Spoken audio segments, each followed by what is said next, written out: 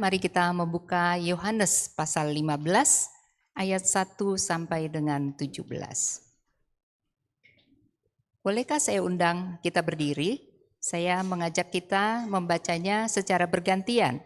Saya akan membaca ayat dengan nomor ganjil, kemudian adik-adik semua, Bapak Ibu, boleh membaca ayat yang bernomor genap.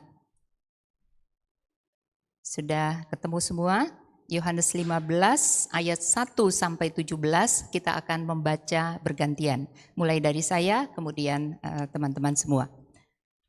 Akulah pokok anggur yang benar dan Bapakulah tukang kebunnya.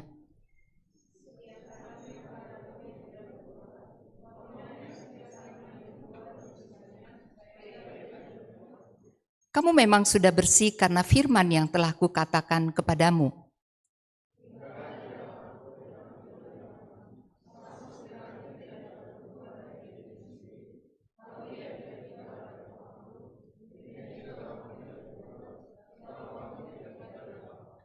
Akulah pokok anggur dan kamulah carang-carangnya. Siapa yang tinggal di dalam aku dan aku di dalam dia, ia berbuah banyak sebab di luar aku kamu tidak dapat berbuat apa-apa.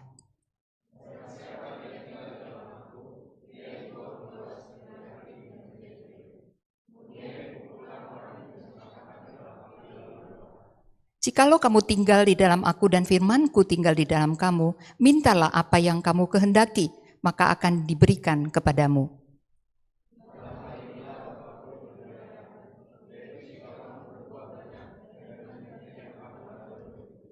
Seperti Bapa telah mengasihi aku, demikian juga aku telah mengasihi kamu. Tinggallah di dalam kasihku itu.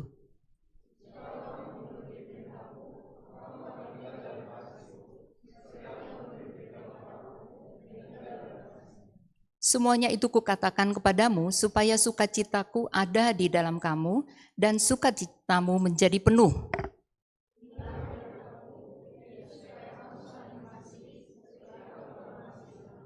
Tidak ada kasih yang lebih besar daripada ini, yakni seseorang memberikan nyawanya demi sahabat-sahabatnya.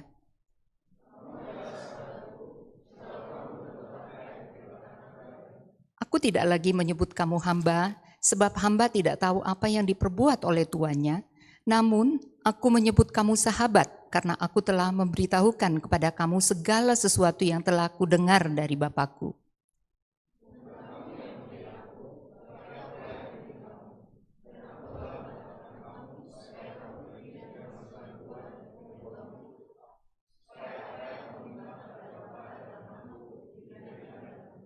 Inilah perintahku kepadamu, hendaklah kamu saling mengasihi. Demikianlah firman Tuhan, silakan duduk.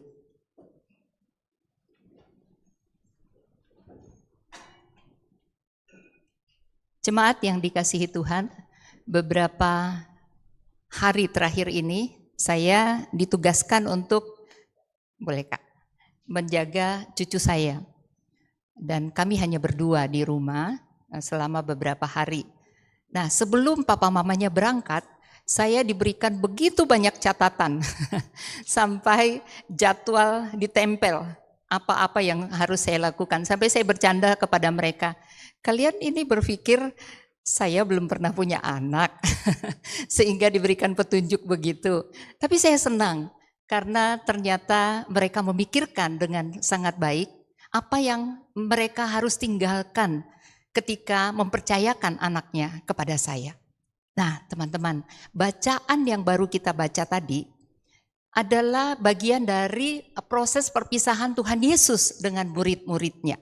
Jadi ada dua bagian sebenarnya kalau kita memperhatikan, maka ada dua bagian yang selama ini kita sudah bahas. Jadi pasal 13 ayat 31 sampai dengan 14 ayat 31.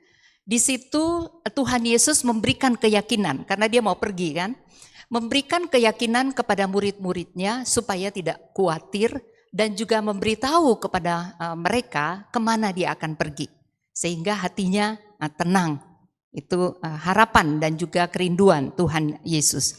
Nah, bagian yang kedua, yaitu bahan yang kita baca sebagian, sebenarnya dari pasal 15 ayat 1 sampai dengan 16 ayat 33. Ini murid-murid diutus untuk misi. Nah, pentingnya misi, disinilah kita tahu apa itu misi dan prinsip utama di dalam misi atau melayani Tuhan. Bahkan nanti di bagian akhir dikasih tahu, ada harga yang harus dibayar oleh seorang murid. Jadi konteksnya ingat ya, ini adalah diberitahukan kepada murid-murid. Dan saya percaya kita semua adalah murid-murid Kristus, bukan? Dan kalau kita murid-murid Kristus, maka firman ini juga untuk kita. Nah, sebelumnya saya ingin mengingatkan kita bahwa di dalam Alkitab, Israel itu sering disebut sebagai pokok anggur atau pohon anggur Allah.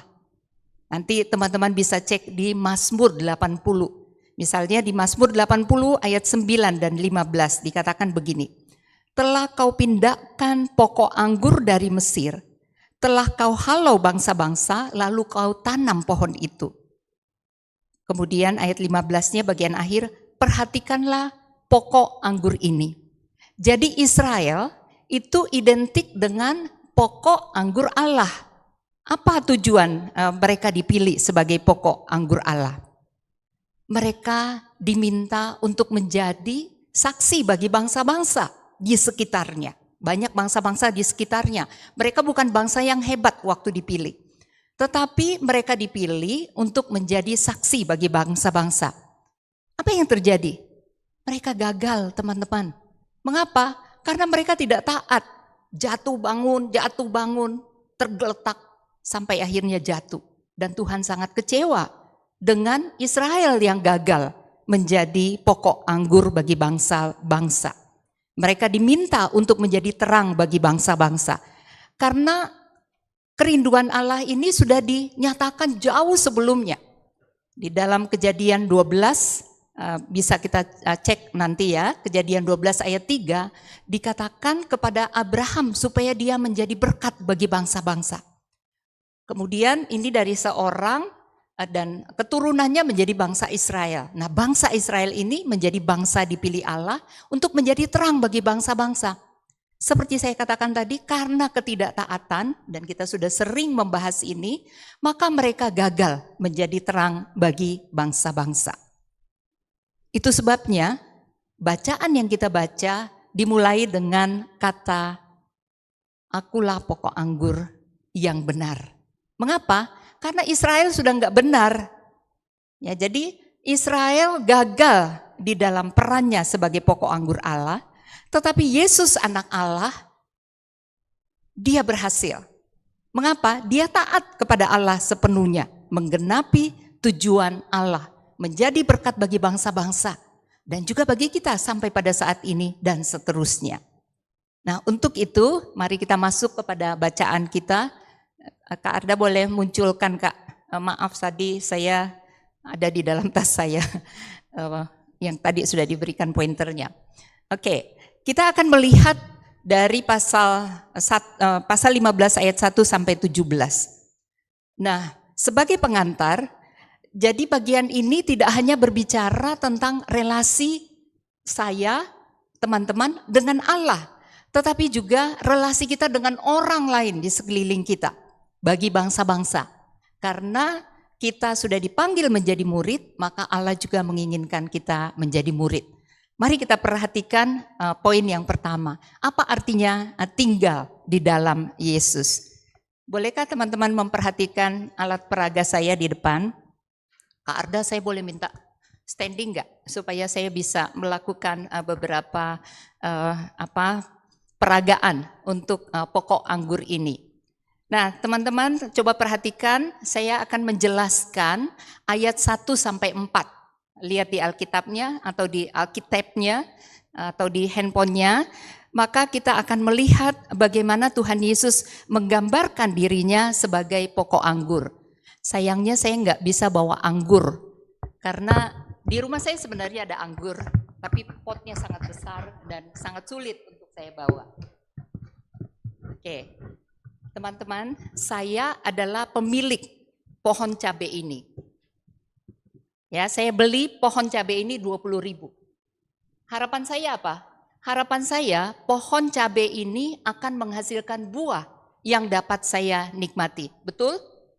Ya, jadi teman-teman setuju kalau mau beli sesuatu pasti ada manfaatnya dan saya ingin pohon ini berbuah.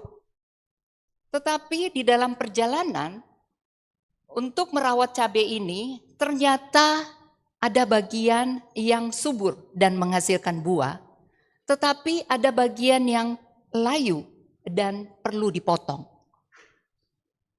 Teks kita mengatakan carang, ya, ada beberapa terjemahan tadi yang mengatakan ranting, ya, dikatakan ranting. Ini sama saja. Anggaplah ini sebagai pokok anggur seperti yang teman-teman tadi baca. Dan ini pokoknya, kemudian ada carang-carangnya di sini. Kalau saya ingin pohon cabai ini berbuah dengan baik, maka yang tidak berbuah atau yang layu perlu saya potong. Saya buang supaya dia bisa berbuah lebih banyak dan carang yang tidak berguna ini akan saya buang. Bahkan di dalam teks kita dikatakan carang yang tidak berguna ini akan dibuang dan akan dibakar di dalam api. Kemudian yang berbuah ini perlu saya bersihkan karena kalau dia layu maka dia akan memakan makanan-makanan atau nutrisi daripada pohon ini sehingga pohonnya tidak akan berbuah banyak. Saya bersihkan dia, mungkin dia merasa sakit ya kalau digunting ya. Sorry ya cabai, saya ingin kamu berbuah lebih banyak, itu sebabnya saya membersihkan kamu. Dan seperti itulah perumpamaan yang Tuhan berikan kepada kita. Apakah carang ini masih bisa berguna karena dia sudah terbuang? Firman Tuhan mengatakan carang yang dipotong itu tidak ada gunanya lagi karena dia akan dibuang dan dia akan dimakan api. Sekarang mari kita melihat ke dalam diri kita masing-masing. Tuhan Yesus mengatakan dia pokok anggur dan kita adalah carang-carangnya. Dan carang-carang yang melekat dengan erat, tadi Regita juga memakai kata melekat. Karena tinggal itu bisa dalam arti melekat. Carang-carang yang melekat ini tentu saja dia bisa menghasilkan buah. Tapi carang yang sudah saya buang tadi apakah masih bisa menghasilkan buah dari pokok cabai ini? Sudah tidak bisa. Itu sebabnya carang yang dibuang yang Tuhan katakan tidak bisa lagi berguna selain dibuang ke dalam api dan juga tidak ada manfaatnya. Nah, saya berharap kita mengerti sekarang ayat 1 sampai 4. Apa artinya tinggal di dalam pokok anggur itu. Nah, teman-teman, tadi saya sudah sampaikan bahwa Israel sebagai pokok anggur Allah gagal. Dan Tuhan Yesus adalah pokok anggur yang benar. Relasi kita dengan Tuhan sama seperti pokok anggur ini atau pokok cabai ini akan terus-menerus memperoleh nutrisi dari batang yang tentu saja mulai dari akarnya dan dialirkan kepada batangnya supaya bisa menghasilkan buah. Nah, demikian juga dengan relasi kita teman-teman. Bagaimana kita bisa bertumbuh dan sehat secara rohani kalau kita tidak menjaga relasi kita dengan Tuhan. Coba perhatikan ayat di mana dikatakan ayat 3. Apa yang dipakai Tuhan untuk membersihkan kita? Untuk membersihkan kita firman-Nya. Firman-Nya dipakai untuk membersihkan kita. Karena firman Tuhan mengingatkan kita betapa pentingnya dan juga betapa dosa-dosa itu begitu merusak. Jadi untuk dibersihkan maka kita gunakan firman Tuhan. Firman Tuhan sebagai sumber pembersihan kita. Termasuk juga ketika kita mengalami kesulitan. Apakah ada orang yang tidak pernah mengalami kesulitan di dalam kehidupannya? Saya yakin kita semua pernah bahkan mungkin saat ini sedang mengalami kesulitan. Mulai dari yang ringan, yang berat sampai sangat berat. Tetapi kesulitan itu juga ternyata dipakai Tuhan untuk membersihkan kita. Supaya kita lebih melekat seperti pohon ini dan tidak mau meninggalkan dia, karena walaupun kita sulit, kita perlu terus menghasilkan buah. Memang tiap didikan pada waktu diberikan tampaknya tidak mendatangkan sukacita, tetapi duka cita. Namun kemudian didikan itu menghasilkan buah kebenaran yang memberikan damai kepada mereka yang dilatih olehnya. Ketika daun kering ini saya potong, kalau pokok cabai ini atau ranting cabai ini bisa berbicara, mungkin dia katakan sakit, nggak enak dipotong, begitu ya. Demikian juga kalau kita mengalami kesulitan di dalam kehidupan kita, Tuhan nggak mau saya yang sulit, yang gampang-gampang aja kenapa? Kenapa harus mengalami hal yang sulit? Tetapi ternyata Tuhan memakai kesulitan itu, bahkan mendidik kita, mendisiplin kita dengan cara-cara yang tidak hanya mudah, tetapi juga kadang-kadang melalui cara-cara yang keras. Bahkan seperti pohon ini kita perlu digunting. Ada bagian-bagian tertentu yang digunting di dalam kehidupan kita, supaya kita bisa berbuah lebih banyak. Boleh slide berikutnya Kak Arda? Jadi tadi saya sudah jelaskan, sehingga bagian yang pertama kita perlu bersedia dibersihkan oleh Allah dan memiliki relasi setiap hari dengan Tuhan melalui firman-Nya dan juga melalui persekutuan yang rutin. Sekarang kita masuk kepada bagian yang kedua. Boleh slide berikutnya? Tinggal di dalam Yesus, maka murid Yesus dimampukan menghasilkan buah untuk kemuliaan Bapa. Pohon cabai menghasilkan cabai. Pohon semangka menghasilkan pohon cemangka. Murid Kristus menghasilkan murid Kristus yang lain. Wajar enggak kalau saya punya pohon cabai, saya ingin cabai ini berbuah? Wajar kan? Dan dia harusnya menghasilkan buah, yaitu buah cabai. Wajar enggak kalau Tuhan mengharapkan murid-murid Kristus menghasilkan murid Kristus yang lain? Dan bisa enggak? Bisa banget.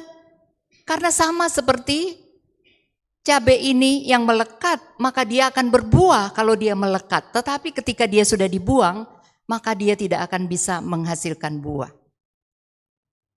Nah, itu sebabnya murid Kristus dimampukan untuk menghasilkan buah untuk kemuliaan Bapa kalau dia tetap melekat. Perhatikan kata tetap tinggal itu diulangi di dalam teks ini sebanyak 9 kali, sangat banyak. Jadi diulang-ulang terus, di dalam bahasa Inggrisnya remain. Artinya bahwa tinggal, jangan mau dilepaskan, jangan mau terlepas dari Tuhan Yesus. Karena di luar itu kita tidak dapat berbuat apa-apa. Mungkin teman-teman mengatakan orang lain tetap aja berhasil walaupun mereka tidak mengenal Kristus. Saya berikan contoh, kalau 2 orang melakukan hal yang sama, dua-duanya bekerja keras, baik studi, pekerjaan maupun juga pelayanan di dalam bentuk yang bermacam-macam. Dua-duanya menghasilkan uang, bahkan mungkin yang tidak mengenal Kristus bisa menghasilkan uang yang jauh lebih banyak. Tetapi yang membedakan murid Kristus adalah karena melakukan segala sesuatunya di dalam nama Yesus. Dan apa yang kita lakukan di dalam nama Yesus, coba perhatikan di ayat 16. Kita baca sama-sama yuk. 1, 2, 3. Bukan kamu yang memilih aku, tetapi akulah yang memilih kamu. Aku telah menetapkan kamu supaya kamu pergi dan menghasilkan buah, dan buahmu itu tetap, supaya apa yang kamu minta kepada Bapa dalam namaku diberikannya kepadamu. Artinya, orang bisa menghasilkan hasil yang sama, tetapi dampaknya berbeda. Kalau murid Kristus, maka dampaknya itu sampai kepada kekekalan. Diperhitungkan Allah. Sampai kekekalan. Kita mati pun karya kita masih diingat oleh Allah, dicatat oleh Allah. Tetapi orang yang berada di luar Kristus kita nggak tahu. Janji firman Tuhan mengatakan apa yang kita lakukan di dalam nama Yesus adalah sesuatu yang bersifat kekal. Nah, kecuali kalau kita mau melakukan sesuatu di luar Kristus. Maka Tuhan Yesus mengatakan itu sia-sia. Di luar aku kamu tidak dapat berbuat apa-apa. Artinya berbuat apa-apa yang kekal, yang bernilai kekal. Mari sekarang kita coba memikirkan. Ketika kita melakukan sesuatu, kita menyebut dalam nama Yesus. Itu bukan mantra, teman-teman. Tetapi itu permintaan Tuhan Yesus di dalam bacaan kita. Dikatakan, mintalah sesuatu di dalam namaku, maka akan diberikan. Kemudian nanti teman-teman bisa bertanya lagi, kan aku juga udah minta dalam nama Yesus, tapi kok nggak diberi-berikan? Cek-cek lagi, apakah kita minta untuk kemuliaan kita, untuk kepentingan kita?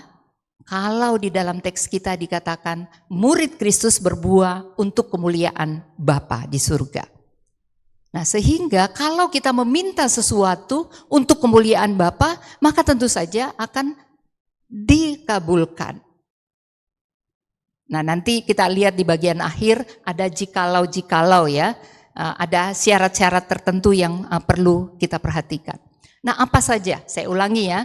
Pohon cabai menghasilkan buah cabai. Pohon semangka menghasilkan buah semangka. Murid Kristus diharapkan menghasilkan murid Kristus yang lain.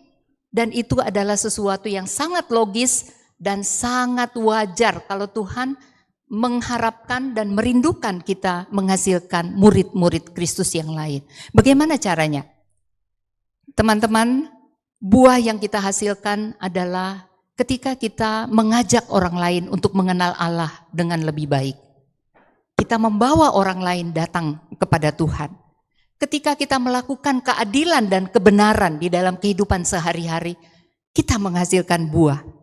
Ketika kita bekerja dengan segenap hati, memberi dengan segenap hati, menerima dengan segenap hati di dalam nama Yesus, maka itu juga berbuah baginya. Nah, tentu kita ingat juga bahwa Rasul Paulus menjelaskan ada yang disebut buah roh. Buah roh ada 9 bagian. Kasih, sukacita, damai sejahtera. 3 bagian pertama itu adalah relasi kita dengan Allah. Kalau kita relasinya baik dengan Allah, maka kita akan mengalami kasih, sukacita, dan damai sejahtera. Kemudian bagian berikutnya yaitu kesabaran, kemurahan, kebaikan. 3 bagian ini adalah relasi kita dengan orang lain. Untuk saya ngecek Kak Karina baik atau enggak, ya perlu berrelasi dengan saya kan. Kalau saya nggak kenal Kak Karina, maka saya nggak tahu dia baik apa enggak. Tetapi saya tahu orangnya baik. Ya, jadi kebaikan, kesabaran, kemurahan, dan kebaikan itu adalah hasil di mana kita berelasi dengan orang lain. Dan yang ketiga, kesetiaan, kelemah lembutan, dan penguasaan diri. Itu adalah kompetensi setiap murid Kristus. Jadi setiap kita punya kualitas diri. Wah, orangnya setia. Wah, siapa yang tidak mau bersahabat dengan orang yang setia? Orangnya lemah lembut. Tentu saja sangat disukai. Orangnya dapat menguasai diri, tidak pernah meledak. Atau meledak yang bisa dikendalikan. Begitu ya, jadi kita menghasilkan buah. Itulah buah yang diharapkan oleh Tuhan. Jadi sangat wajar ya. Kalau kita diharapkan menghasilkan buah. Karena apa? Kita melekat kok sama pokok anggur dan sumbernya juga dari Tuhan sendiri. Yang kita hasilkan itu juga hasil karya Roh Kudus di dalam diri kita, bukan kerja keras kita. Kecuali kalau teman-teman tidak mau berdoa. Mau melakukan sesuatu dengan kekuatan sendiri. Ketika mau berangkat, udah berangkat aja, nggak peduli mau perlu berdoa apa tidak. Kalau tidak mau berdoa, teman-teman sedang mengatakan, Tuhan, aku tidak perlu kau, aku bisa melakukan semuanya sendiri. Nah, tetapi kita mau melakukan di dalam nama Yesus, itu sebabnya kita berdoa. Dan sangat wajar bahwa kita menghasilkan buah. Aku telah menetapkan kamu supaya kamu pergi dan menghasilkan buah, dan buahmu itu tetap. Supaya apa yang kamu minta kepada Bapa dalam namaku diberikannya kepadamu. Kalau kita minta kepada Bapa, Bapa, berilah aku kekuatan supaya aku bisa menghasilkan murid. mengajak orang lain menjadi muridmu. Tentu saja ini buah yang dikehendaki Bapa. Ketika kita melakukan keadilan dan juga mengharapkan buah roh terjadi di dalam hidup kita. Itu bagian yang kedua. Nah sekarang bagian yang terakhir teman-teman. Tinggal di dalam Yesus, maka murid Kristus memiliki sukacita untuk mengasihi karena sudah lebih dahulu menerima kasih Yesus. Kasih sangat banyak ya kita bahas dalam beberapa bagian sebelumnya. Kalau teman-teman datang terus setiap ibadah kedua ini, maka Yohanes sering sekali memakai kata kasih. Nah, bahkan ayat yang sangat kita hafal Yohanes 3 ayat 16, karena begitu besar kasih Allah ya akan dunia ini. Nah itu sebabnya ketika kita kemudian diingatkan lagi bahwa kita ini sudah menerima kasih Allah, maka Allah meminta kita, tetapi sebenarnya bukan meminta. Coba teman-teman perhatikan. Di situ di ayat yang terakhir, itu diminta atau di apa? Ayat yang terakhir, ayat 17.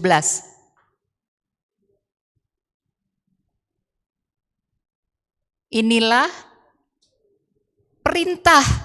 Jadi kita diminta enggak untuk mengasihi? Betul, kita diminta, tetapi lebih tepatnya sebenarnya kita diperintahkan.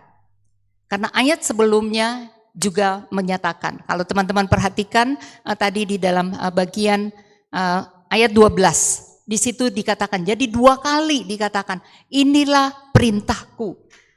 Siapa yang disuruh saling mengasihi? Sesama murid. Jadi kalau ada murid Kristus yang mengaku dirinya sebagai murid Kristus, tetapi tidak mengasihi, tidak saling mengasihi, saya pikir tidak sah ya rasanya. Kalau kita mengaku murid Kristus tetapi kita tidak saling mengasihi. Karena ini perintah dari Tuhan. Perintahnya di dalam Yohanes 15 saja, ayat 12 dan 17 diulang sampai 2 kali. Ini perintahku.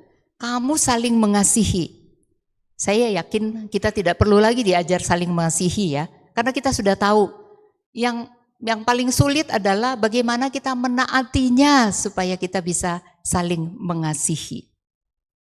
Kita telah menerima kasih yang sempurna dari Tuhan Yesus dengan pengorbanannya di atas kayu salib. Kita dapat bersekutu dengan Bapa dan menerima pengampunan dosa serta hidup yang kekal. Kita diminta untuk tinggal di dalam kasih-Nya. Mengapa? Karena kalau kita tinggal di dalam kasih-Nya, kita bisa taat, kita bisa menghasilkan buah. Dan tidak hanya itu, Tuhan Yesus sendiri sudah memberikan contoh kepada kita. Ia rela mati untuk kita. Jadi kasih yang kita perlu lakukan adalah kasih yang rela berkorban. Tidak hanya kasih di mulut saja. Mudah ya mengatakan I love you, atau aku mengasihimu, tetapi yang paling berat adalah membuktikannya di dalam tindakan kita. Selain itu teman-teman, ternyata kita juga diberikan janji Allah. Kalau kamu tinggal di dalam Kristus, berarti kita memiliki sukacita Kristus. Sukacita Kristus itu sukacita yang tidak dipengaruhi oleh keadaan di sekeliling kita. Sukacita yang ada di dalam hati kita, meluap dari dalam hati kita, bukan dari luar. Tidak dipengaruhi oleh hal-hal yang ada di luar kita. Tidak dipengaruhi oleh musim, tidak dipengaruhi oleh kita lagi banyak uang atau tidak ada uang, kita lagi sehat atau tidak sehat, kita lagi baik-baik saja atau tidak baik. Tetapi sukacita Kristus itu adalah sukacita yang meluap dari dalam. Dan Kristus katakan sukacita kita juga menjadi penuh. Kita senang memberikan perintah atau instruksi, tetapi jarang memberikan contoh.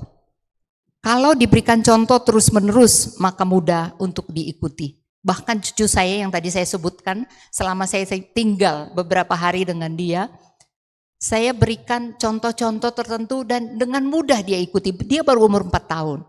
Nah, saya meyakini bahwa kita semua kalau kita mengikuti contoh dan kita menjadi contoh bagi orang lain, maka orang lain juga akan melihat Kristus di dalam kita. Kristus sudah naik ke surga. Sekarang yang tinggal adalah kita, murid-murid Kristus, yang menjadi contoh-contoh Kristus bagi orang lain. Dan dengan demikian Tuhan Yesus mengatakan itu adalah murid karena mengasihi, menaati Dia dan juga melekat pada Kristus. Nah, bagaimana kita mengasihi? Tadi saya ulang lagi, mengasihi dengan sukacita, rela berkorban, rela mengalah, rela memberikan yang terbaik bagi orang lain. Dan lihatlah kepada teladan Kristus dan juga kepada murid-muridnya yang sudah mempraktikkan kasih Allah. Nah, akhirnya teman-teman saya akan menutup dengan bagian yang terakhir. Melekat pada Kristus berarti menjaga relasi dengan Tuhan setiap hari dan setiap saat, sehingga dimampukan untuk berbuah bagi kemuliaan Bapa, tidak mencari kemuliaan untuk diri sendiri. Selain itu, saling mengasihi bagi murid Kristus bukan pilihan. Jangan dikatakan saya memilih untuk tidak mengasihi, tetapi ini perintah.